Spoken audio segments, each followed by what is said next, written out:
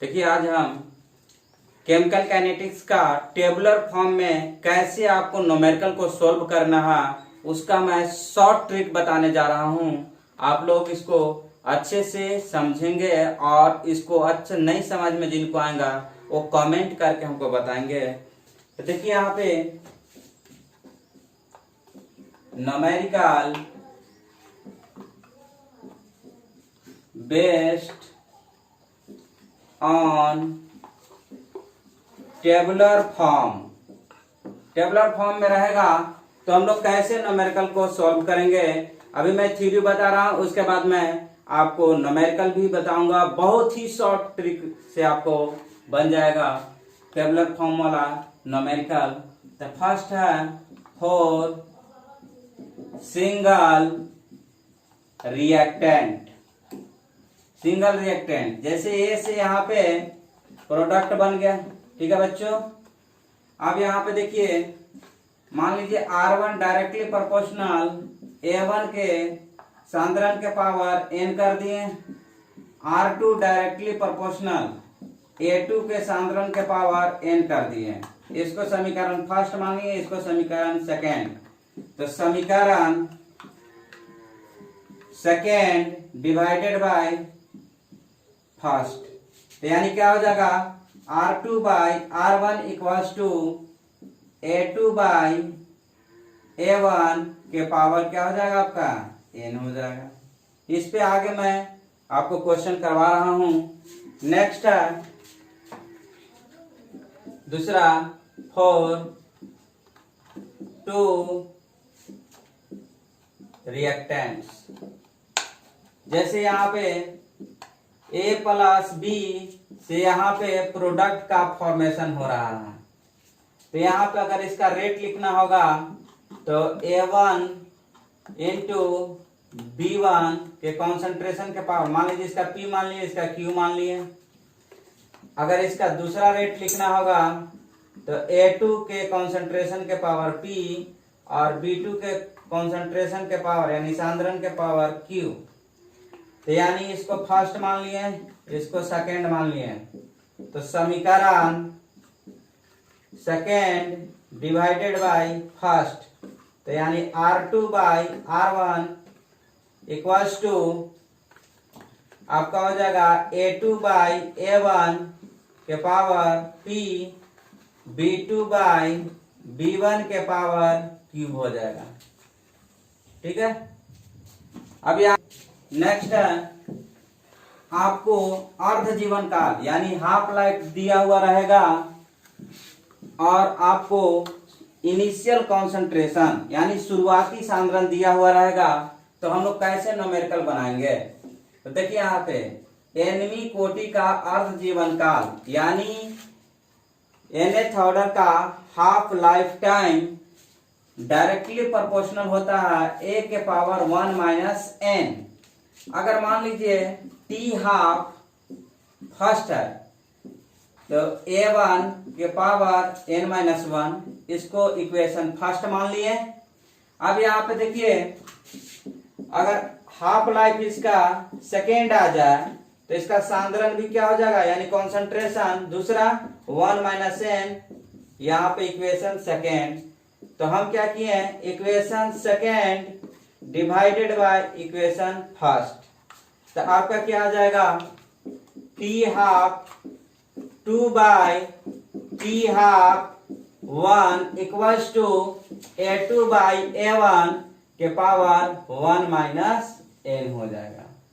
इसी तरह से नेक्स्ट है फोर्थ नंबर। अगर मान लीजिए आपका कॉन्सेंट्रेशन के रूप में दिया हुआ है nवीं कोटि का अर्ध जीवन काल, तो इस तरीका से हम लोग लिखते हैं। अगर इसको प्रेशर के रूप में दे दिया जाए तो कैसे लिखेंगे P के पावर 1 माइनस n। तो अगर मान लीजिए टी हाफ इसका फर्स्ट है तो यहाँ पे क्या हो जाएगा P1 के पावर 1 माइनस n और यहाँ पे क्या हो जाएगा T half 2 directly proportional P2 के पावर 1 माइनस n। तो अब हम क्या किए इक्वेशन फर्स्ट और सेकेंड मान लिए, इसको फर्स्ट मान लिए, इसको सेकेंड मान लिए। तो equation second divided by equation first, तो क्या हो जाएगा आपका T half 2 by T half 1 equals to P2 by P1 के होल पावर 1 माइनस n। देखिए आपका इतना टेबुलर फॉर्म में इस तरह से क्वेश्चन पूछे जाते हैं। अब आपको हम क्वेश्चन आपको बताने जा रहे हैं। Find the order of reaction and rate constant. आपको बोला है कि ये टेबुलर फॉर्म में दिया हुआ है और वो आपको बोला है कि find the order of reaction and rate constant. कैसे हम लोग फाइंड करेंगे, तो आपको हम बहुत ही अच्छा ट्रिक बता रहा हूं। जैसे यहाँ पे ए का सांद्रण दिया हुआ है, इसका रेट यानी दर दिया हुआ है, तो यानी देखिए इसका सांद्रण का यूनिट क्या होता है, मोल पर लीटर। रेट का क्या होता है, मोल पर लीटर पर सेकेंड होता है। देखिए यूनिट के साथ दिया हुआ रहेगा आपको। यहाँ पे जब ए का सांद्रण 0.1 है तो इसका सांद्रण यानी इसका रेट जो है 2 इंटू 10 के पावर माइनस 4 है। जब इसका 0.2 है तो इसका रेट इतना है। 0.3 है तो इसका रेट इतना दिया हुआ है। जब इसका सांद्रण यानी ए का कॉन्सेंट्रेशन इतना है तो रेट आपका 8 इंटू 10 के पावर माइनस 4 दिया हुआ है। तो इसको हम लोग कैसे सोल्व करेंगे, हमको निकालना क्या क्या है, ऑर्डर ऑफ रिएक्शन और रेट कांस्टेंट। यहाँ पे देख रहे हैं सिंगल रिएक्टेंट है ए, यहाँ पे रेट दिया हुआ है। तो मान लीजिए यहाँ पे A1 मान लेते हैं तो ये क्या हो जाएगा A2, यहाँ पे A3 और यहाँ पे क्या हो जाएगा A4। यहाँ पे R1 तो ये क्या हो जाएगा R2, यहाँ पे R3 और यहाँ पे R4। आपको टेबल के रूप में ऐसा दिया हुआ रहेगा। ये हम मान लिए कि A1 है, A2 है, A3, A4। यहाँ पे रेट दिया हुआ तो R1, R2, R3, R4 मान लिए। तब देखिए यहाँ पे R2 बाई अगर R1 करते हैं क्वेश्चन से, R2 बाई R1 तो यहाँ पे क्या हो जाएगा A2 बाई A1 के पावर n। तो देखिए यहाँ पे R2 का वैल्यू कितना है, इतना, तो 4 into 10 to power minus 4 by 2 into 10 to power minus 4। देखिए R2 का वैल्यू R2 बाई R1 देखिए यहाँ पे कर दिए। अब यहाँ पे देखिए A2 का वैल्यू 0.2 बाई A1 का वैल्यू 0.1 के पावर n। तो यहाँ पे देखिए 2 टाइम्स में आपको कट जाएगा। यहाँ पे भी क्या होगा, 0 से 0 कैंसिल हो जाएगा ना, तो केवल 2 बचेगा। तो यानी इधर क्या बच गया 2 इक्वल्स टू 2 के पावर n बच गया। देखिए यहाँ पे 2 के इधर पावर में n है तो इधर भी हम पावर में लाने का प्रयास करेंगे तो 2 के पावर 1 लिख सकते हैं। तो जब a दोनों बराबर है यानी 2 बराबर है तो पावर भी क्या होता है, इक्वल होता है। तो n इक्वल्स टू कितना हो गया, 1 हो गया आपका, n इक्वल्स टू 1। जल्दी से आप लोग पॉज करके इसको कॉपी कीजिए। देखिए यहाँ पे n का वैल्यू 1 हो गया तो आपका order of reaction equals to 1, यानी आपका फर्स्ट ऑर्डर रिएक्शन हो गया। तो फर्स्ट ऑर्डर रिएक्शन हो गया तो वी नो डैट, क्या हम लोग जानते हैं कि रेट ला कैसे फर्स्ट ऑर्डर के लिए होता है, R इक्वल्स टू के इंटू ए के सांद्रण के पावर 1। तो हमको क्या निकालना था, रेट कांस्टेंट निकालना था, यानी के का वैल्यू के इक्वल्स टू R बाई ए के कॉन्सेंट्रेशन के पावर 1। तो देखिए शुरू में R का वैल्यू कितना था, 2 into 10 to power minus 4 table में देखिए, और इसका कॉन्सेंट्रेशन कितना था 0.1। तब यहाँ पे देखिए पॉइंट हटाएंगे तो यहाँ पे 10 आ जाएगा, 10 ऊपर चला जाएगा तो के इक्वल्स टू हो जाएगा 2 इंटू 10 टू पावर माइनस 3। आपका आंसर हो गया। ऑर्डर ऑफ रिएक्शन क्या हो गया आपका, 1 आ गया। Find the order of reaction and rate constant. आपको इस तरह से टेबल के फॉर्म में दिया हुआ रहेगा और बोलेगा कि find the order of reaction and rate constant. हम लोग इसको कैसे निकालेंगे, देखिए यहाँ पे कॉन्सेंट्रेशन है यानी सांद्रण, तो मोल पर लीटर 1m लिखा हुआ है। m मीन्स क्या होता है, मोलरता यानी मोलारिटी। तो मोलारिटी आपका 1m दिया हुआ है, 2m दिया हुआ है, 6m दिया हुआ है। रेट दिया हुआ है आपको यूनिट के साथ, मोल per litre per second 4 into 10 to power -4, 3.99 into 10 to power -4, 6 into 10 to power -4। देखिए यहाँ पे मान लीजिए इसको A1 मान लेते हैं, इसको A2 मान लेते हैं, इसको A3 मान लेते हैं। तो मान लीजिए उसी तरह से इसको R1, R2, R3।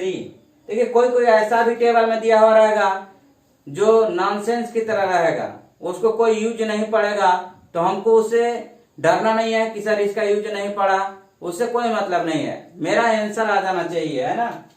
तो देखिए यहाँ पे R2 बाई R1 कर रहे हैं तो क्या हो जाएगा, A2 बाई A1 के पावर n हो जाएगा। तो R2 बाई R1 तो यानी 3.99 into 10 to power -4 by 4 into 10 to power -4 equals to A2 by A1 यानी 2 बाई 1 के पावर n। तो देखिए तो 3.99 है, लगभग 4 है, तो यानी ये क्या हो जाएगा आपका, कैंसिल आउट हो जाएगा।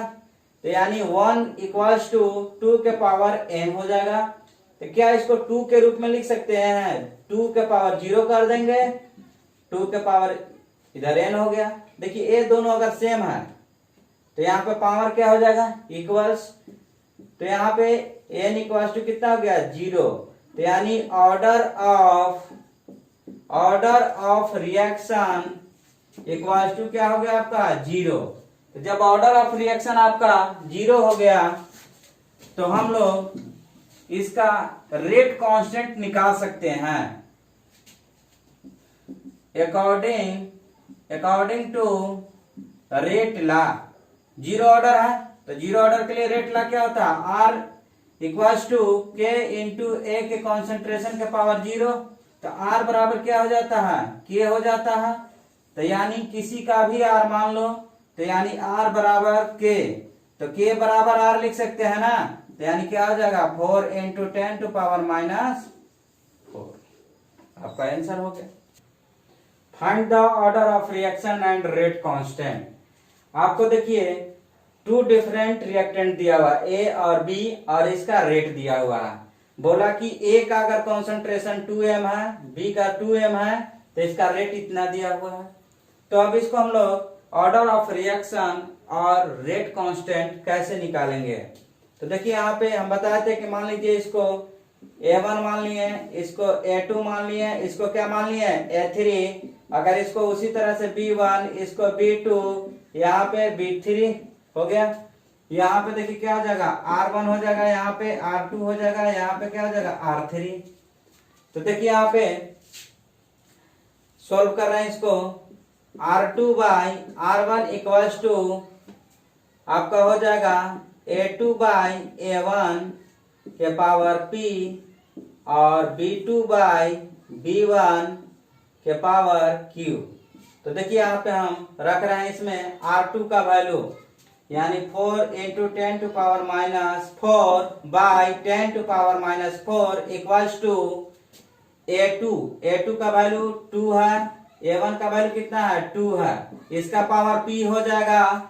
अब यहाँ पे देखिए B2 का 4 बाई 2 के पावर क्यूब हो जाएगा, तो यहाँ से यहाँ कैंसिल हो जाएगा। तो 4 इक्वल्स टू, तो ये कट गया आपको, 4 इक्वल्स टू 2 कट गया, तो P का यहाँ पे कोई वैल्यू नहीं निकलेगा, 1 का पावर P हो जाएगा।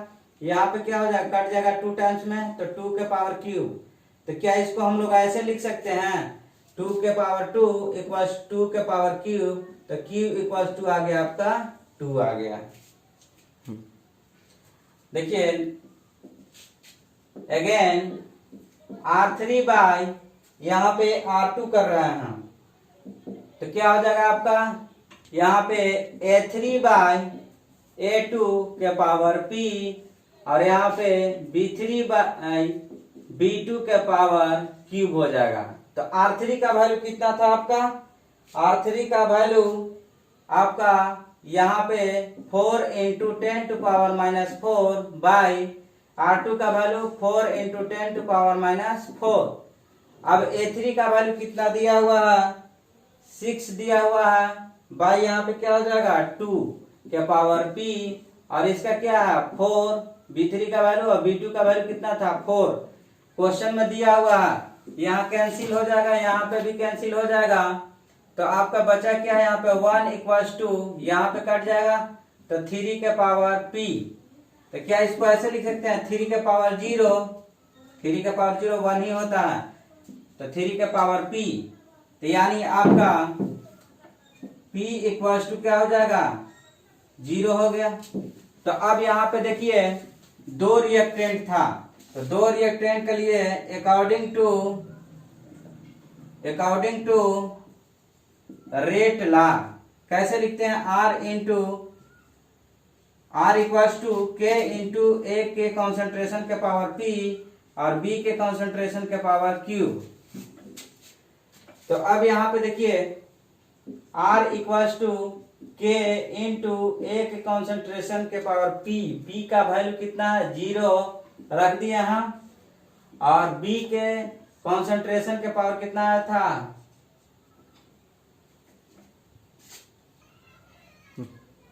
तो इसका वैल्यू कितना आया था आपका 2 आया था, तो यानी क्या हो जाएगा,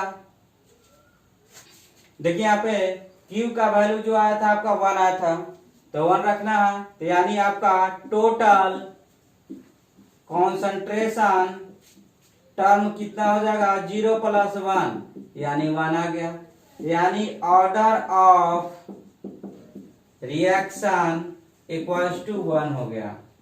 तो ऑर्डर ऑफ रिएक्शन आपका 1 हो गया। तो हम लोग कैसे लिखेंगे, इसका रेट कांस्टेंट निकालना है, तो यहाँ पे R equals to K into A के कॉन्सेंट्रेशन का पावर 0, B के कॉन्सेंट्रेशन का पावर 1, तो K का वैल्यू यहाँ से निकल जाएगा। आप लोग बताइएगा K का वैल्यू कितना होगा कमेंट करके।